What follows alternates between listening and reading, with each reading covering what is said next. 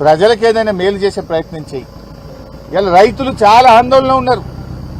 అరే శనగలు కొనుడు ఆపేసినావు నువ్వు, సన్ఫ్లవర్ కొనుడు ఆపేసినావు నువ్వు. 20 రోజుల నుంచి కొనుగోలు కేంద్రాల్లో పొద్దుతిరుగుడు రైతులు, శనగలు పండించిన రైతులు పడిగాపులు కాస్తున్నారు. కుప్పల కాడనే పండుకుంటున్నారు 15 రోజులకెళ్ళి. మరి నీ మంత్రులు నువ్వు నిద్రపోతున్నావా? నీ ఇంటెలిజెన్స్ ఏం చేస్తున్నది? మక్కలు కొనే దిక్కే లేదు. దానికేందో 26 క్వింటాలే కొంటాం ఎకరాకు అనే కొత్త షరతులు పెట్టినవు. 13 లక్షల ఎకరాల్లో మక్కలు పండినాయి. ఈ రోజు రాష్ట్ర ప్రభుత్వం సగం కూడా మక్కలు కొనక 1600లకు 1700లకు బయట మక్కలు అమ్ముకునే పరిస్థితి ఉంది. వడ్ల కొనుగోలు కేంద్రాలు స్టార్టే అయితలేవు. ఇలా 5 కిలోలు 6 కిలోలు తాలు పేరు మీద కటింగ్ పెడతా ఉన్నారు. అప్పుడేమో రేవంత్ రెడ్డి పెద్ద పెద్ద డైలాగులు కొట్టిండు, తాలు పెడితే తోలు తీస్తా అన్నాడు. ఇప్పుడు ఎవరు తోలు తీయమంటావు రేవంత్ రెడ్డి? రా ఒక్కసారి రా, కొనుగోలు కేంద్రాలు చూడు. మిల్లర్ల దగ్గర 50, 60 లారీలు నల్గొండ జిల్లాలో మిల్లర్లు దించుకోక 4 రోజులు 5 రోజులు లారీలు మిల్లుల ముందు ఇలా ఆగిపోయి ఉన్నాయి.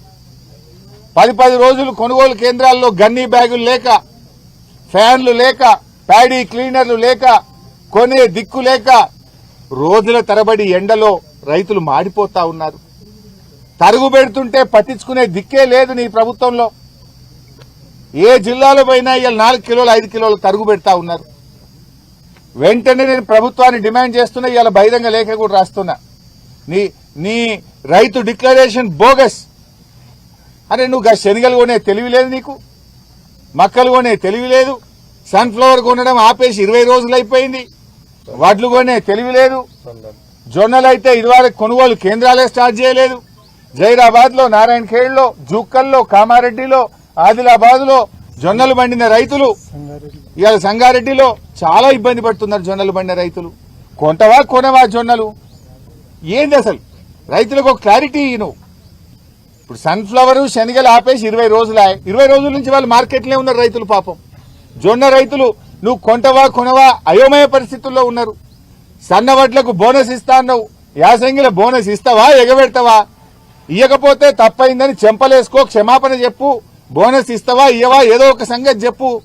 పోయిన యాసంగి 1560 కోట్ల బోనస్ ఎగ్గొట్టినవు. మరి ఈ యాసంగిలో కూడా బోనస్ ఇస్తావా ఇయ్యవా? ఏ సంగతి చెప్పవేంది నువ్వు? ఎంతసేపు కేసులు నిన్ను అడిగిన వాళ్ళ మీద కేసులు పెట్టుడు, జైల్లో పెట్టుడు, ఇదే సరిపోద్దా? రైతులు ఎండలు మారిపోతుంటే పట్టించుకునే తెలివి లేదా నీ ప్రభుత్వానికి? రైతుల కష్టాలు నీ ప్రభుత్వానికి పట్టవా? వేల లక్షల మంది రైతులు ఇవాళ మార్కెట్ యార్డ్లలో గోసపడతా ఉంటే నీ మంత్రి పోడు, నువ్వు పోవు, నీ అధికారులు పోరు.